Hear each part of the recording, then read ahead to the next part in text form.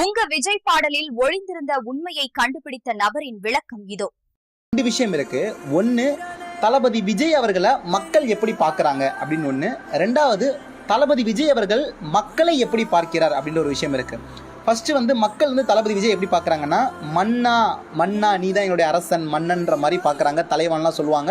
நம்ம வெளியே பார்த்திருப்போம். மன்னா மன்னா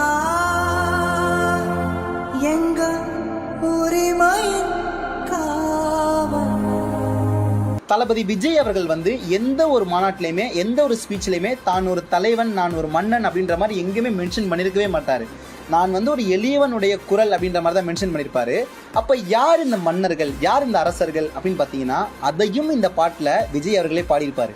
மக்கள் தானே மன்னர்களே உனக்கு காட்ட வரேன் நான், மக்கள் தானே மன்னர்களே உனக்கு காட்ட வரேன் நான்.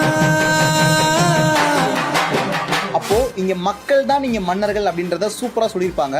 சொன்னது மட்டும் இல்ல, அந்த வீடியோலையுமே சூப்பரா காமிச்சிருப்பாங்க.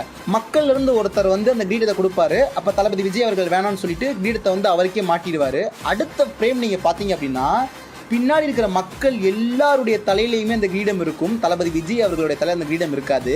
அப்போ மக்கள் தான் நீங்க மன்னர்கள், மக்கள் தான் நீங்க அரசர்கள்ன்றத சூப்பரா சொல்லியிருப்பாரு விஜய் அவர்கள். மக்கள் தானே மன்னர்களே உனக்கு காட்ட வரேன் நான்.